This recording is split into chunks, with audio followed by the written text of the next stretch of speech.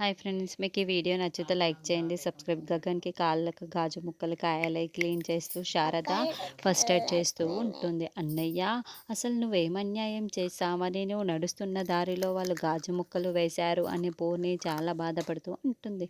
"నువ్వు అంత బాధను ఎలా ఓర్చుకోగలిగావు అన్నయ్య" అని పూర్ణి అడుగుతూ ఉంటే, "నాకు అవేవి కూడా గుర్తుకు రాలేదు. భూమి బ్రతకాల, భూమి కోసం ఏం చేసినా పర్వాలేదు అనిపించింది. అందుకే చేశాను" అని గగన్ అంటాడు. దాంతో మనసులో కూడా భూమి, భూమి, భూమి, భూమిని బ్రతికించడం కోసమే మాట మాత్రమే ఉండేది. భూమి కళ్ళు తెరిచి చూసేంత వరకు మనం అదే ధ్యాసలో ఉన్నాం కదా! భూమి బ్రతికింది. మనకంతే చాలు. ఈరోజు గనక భూమిని అన్నయ్యకి అడ్డుపడకపోయి ఉంటే ఈ పాటికి మీ అన్నయ్య ఈ భూమి మీదే ఉండేవాడు కాదు. మీ అన్నయ్యకి ఏదైనా అయ్యి ఉంటే మనం ఏమైపోయి ఉండేవాళ్ళేమో అని అది తలుచుకుంటూ ఉంటేనే భూమి వల్ల ఇప్పుడు మీ అల్ల ప్రాణాలతో ఉన్నాడు అని శారద చెబుతూ ఉంటుంది. గగన్ మాత్రం మీ ఇద్దరిలో ఒకరికి మాత్రమే పర్మిషన్ ఉంది సార్ అని నర్సు చెప్పిన మాటలని శరచంద్ర లోపలికి వెళ్ళటం ఇదంతా కూడా గుర్తు చేసుకుంటూ బాధపడుతూ ఉంటాడు.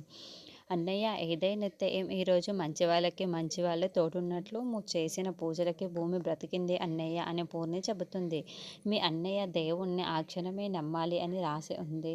ఎప్పుడు ఏది జరగాలో ముందే రాసి పెట్టి ఉంటారు అని పెద్దలు చెప్తూ ఉంటారు కదా! మీ అన్నయ్య ఆ క్షణం దేవుణ్ణి నమ్మాడు. ఏదైతే నేమ్ అంతా మన మంచికే అని శారద చెబుతూ ఉంటుంది. అమ్మ బ్యాండేజ్ ఏం అవసరం లేదు చాలు అని అంటాడు. శారద గగన్ పక్కనే కూర్చొని, రే గగన్, నిన్ను చూస్తుంటే ఈరోజు చాలా గర్వంగా ఉందిరా అని శారద చెప్పటంతో, ఎందుకమ్మా దేవుణ్ణి నమ్మినందుకా అని గగన్ అంటాడు. కాదు, దైవం ఉందన్న నా నమ్మకాన్ని నిలబెట్టావు. ఆ దైవం మీద పెట్టుకున్న నమ్మకం కంటే నువ్వు పెట్టుకున్న నమ్మకమే నమ్మిందని నేను నమ్ముతున్నాను అని శారద చెబుతుంది. శారద పూర్ణి అక్కడి నుండి వెళ్ళిపోగానే అక్కడ ఒక దేవుడు పటం ఉంటే ఆ దేవుడి పటం వైపుకు చూసుకుంటూ, నిన్ను నమ్మితే అమ్మ ఇంత సంతోషంగా ఉంటుంది అని నాకు తెలియదు స్వామి. బాల్యంలో చూసిన బాధల కారణంగా నువ్వంటే నమ్మకం పోయింది. భూమి ఏమైపోతుందో అన్న నరకం నుంచి, నరకయాత నుంచి వచ్చిన బాధ మళ్ళీ నేను నీకు నమ్మేలా చేసింది. భూమిని బ్రతికేలా చేశావు. థ్యాంక్ యూ సో మచ్ స్వామి అని దేవుని మొక్కుకుంటూ ఉంటాడు. గోరింటాకు పిన్ని కూర్చొని బాగా తింటూ ఉంటే అపూర్వ అటు ఇటు తిరుగుతూ టెన్షన్ పడుతూ ఉంటుంది. టెన్షన్ పడకమ్మాయి, ఆ భూమి చస్తుందిలే అని గోరింటాకు పిన్ని అనడంతో, ఆ గగన్ గాడు ఇంతలా ముక్కు తీర్చుకున్నాడు, మన కళ్ళతో చూసాము, అందుకే నాకు చాలా టెన్షన్గా ఉంది అని అపూర్వ అంటుంది. మీ ఆయన ఆ భూమి చస్తుంది అని అంతలా చెబుతూ ఉంటే చావకుండా ఎలా ఉంటుంది?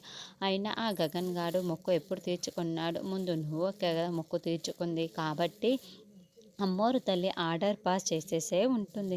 తర్వాత బ్రతకమని ఆ గగన్ మొక్కుకున్నా కూడా ఆల్రెడీ నువ్వు భూమి చావాలని మొక్కు తీర్చుకున్నావు.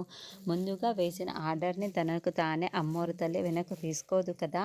ఆ అమ్మోరు తల్లి ఖచ్చితంగా భూమి చచ్చేలా చేస్తుంది. మన కోరికే తీరుతుంది అని గోరింటాకు పిన్ని చెబుతుంది.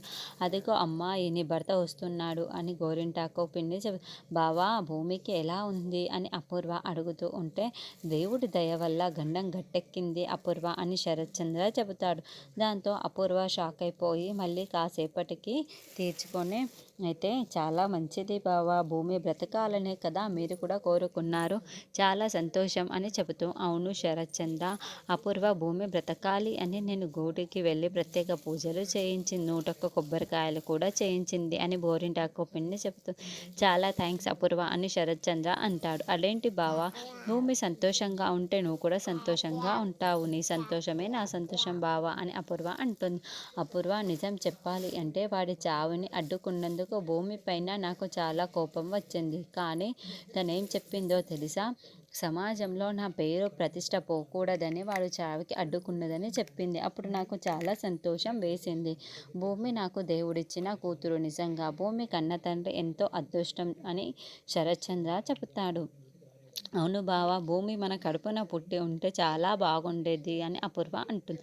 సరే అపూర్వ, భూమి కోసం కొన్ని బట్టలు సర్ది ఉంచు, నేను ఫ్రెష్ అప్ అయ్యి వస్తాను, ఇద్దరం కలిసి వెళ్దాము అని శరత్చంద్ర చెబుతాడు.